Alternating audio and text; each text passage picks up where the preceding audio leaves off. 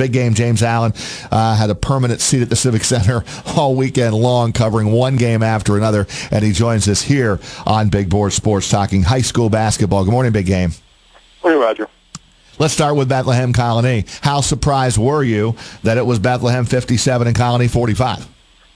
I wasn't that surprised. Like when we talked about on Friday, I said, Zach asked me who I thought had the better chance between McKeel and Bethlem, and I said Bethlem because they'd already beaten them twice in the last 2 years. And anybody that watched the games that they played, they played them pretty much differently than anybody else. And the difference this time was they played man, which, I think surprised. I know it surprised Colony because I watched Will Abar look over multiple times to Coach D'Agostino. Like, I can't believe these guys are playing us man-to-man. But they did an exceptional job. They took away a lot of the things that Colony likes to do.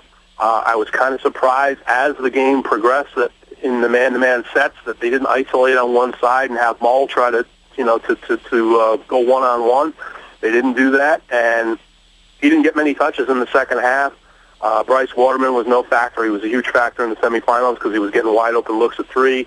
He didn't really have much of an effect in the game, and the team that looked like the team that was the favorite was Bethlehem. They played free and easy. They played with an immense amount of confidence. They shot over 50%, and when Colony, got pushed in the fourth quarter, they looked tense. They looked uptight. They looked like they were a little bit frazzled, and you go 2 for 10 and 5 turnovers in the fourth quarter. You're not going to beat anybody that's doing that, and it's a disappointing end for the Garnet Raiders, but you got to give all the credit to Bethlehem. They played with an immense amount of confidence, and they really looked very, very comfortable when the game got tight. You know what, Big Game? I'm watching this team play, and I've seen them twice because I saw them play Colony at Colony, which was that close game, too. I didn't see the first game.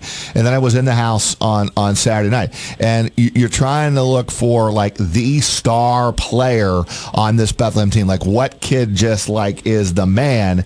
And you know what? The bottom line is, I don't know that there is one. I think that they have Riker really good, Ortali really good, Thompson really good. Right? They've got the complete team here, and it's not all about one player. No, it isn't. And you look at the way that they beat Colony twice out of 3 times.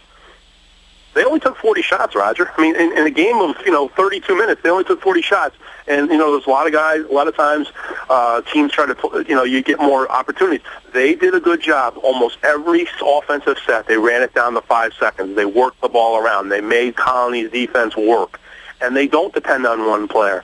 So, at certain times it's going to be Hayden Thompson, and other nights it's going to be Ryan Murray, and then Matthew Riker, who's not normally known as a scorer, but he is certainly capable of putting the ball on the deck and getting to the basket, even though he's 5'9". And then you got Ortali, who's probably the only guy on the team. Now, he's only a sophomore, who's going to probably be a scholarship player. I mean, he's going to be somebody in the next 2 years that a lot of college coaches are going to be latching onto in their recruitment.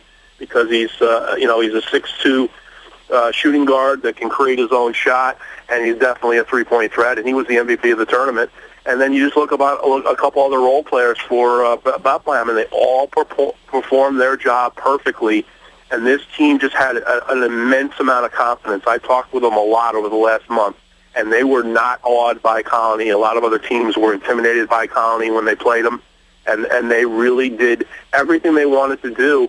And even when they were behind, they didn't look rattled at all. They looked like the team, and that's what I say it over and over again. They looked like the team that was the favorite. They looked like the team that everybody thought was the team to beat, and yet they weren't.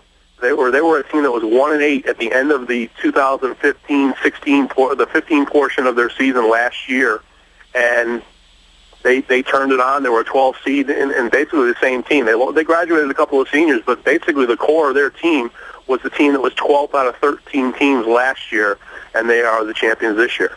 And now the next step, right? They go on to the regionals. Is this a team that could win another game? Oh yeah, they're going to have to play Liverpool. Liverpool's on a very nice run. They won the Section 3 championship yesterday out in Syracuse against Henninger.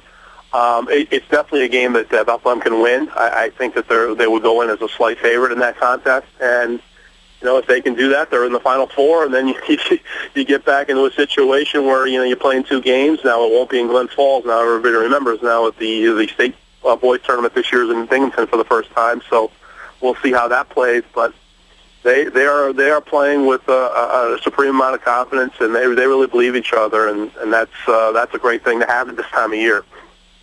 All right, let's talk about the other game that was we hyped quite a bit, and that was Glen Falls on Friday night against McKeel Christian. And we'll throw this out there. The coach after the game was over, which is Rob Girard, and it was all in fun, called me out and said, hey, I want to thank Roger Weiland for picking McKeel on his Friday radio show to beat us, and big game James Allen. For the record, he got a little bit backwards. It was... Yes, he was correct. I picked McKeel Christian to win the game, and so did Zach By, my partner here. He was the other one that picked McKeel.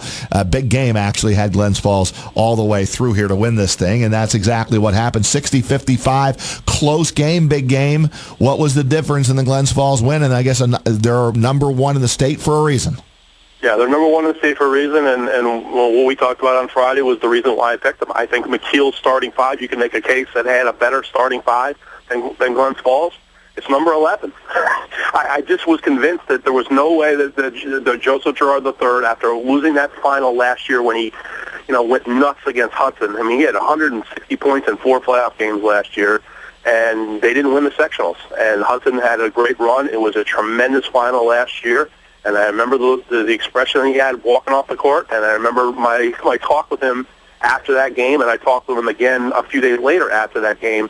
And there was just no way that I felt like if they were in a close game that he was going to let it happen again, and he didn't. He really stepped up in the second half, and McKeel did a good job in the first half. They got a lot of good looks. They had a lot of they hit a lot of threes in the first half. Carter Stewart put on a tremendous performance, but Glen Falls will and their ability to do it time and time again. They've been pushed a lot in this season, and especially in the second half. In the first half, where they're either behind or they were close with some teams that they should really probably been close with, but they've had a propensity to pour it on in the second half. They did it, and one of the big keys for their effort wasn't even as much as the Girard offense, which it was 34. He got to his average, but I think the Indians did a great job of denying Deontay Holder in the second half. They put Dylan Balcom, who was a guy who was similar, a little smaller, actually about 5'9", about 145, football player, and he just did a tremendous job. He wouldn't let Holder go to the basket and create offense at the end of the shot clock, and McKeel didn't do a great job in the second half, and they went 6 for 31. So you look at the defense that Glen Falls played in the second half. That's the reason why they're still number 1, and they're moving on to the playoffs tomorrow in the regional play against Canton. And then one more big game, and then we got to throw in the girls' side because much was made of Shen and Shaker in the championship, and Shenendehowa, the Plainsmen, get it done 55-47 to win the AA title in girls high school basketball this year.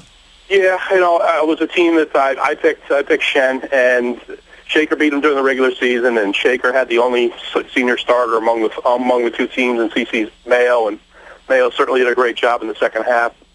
And in the fourth quarter particularly, they were kind of leading them back. But I felt that Shen's development throughout the year, when you think about it, last year they got to the state final. They graduated 8 of those seniors, including Carly Boland, who's now playing well at Binghamton. And then you look at they lost Sydney Brown, who was their top returning player.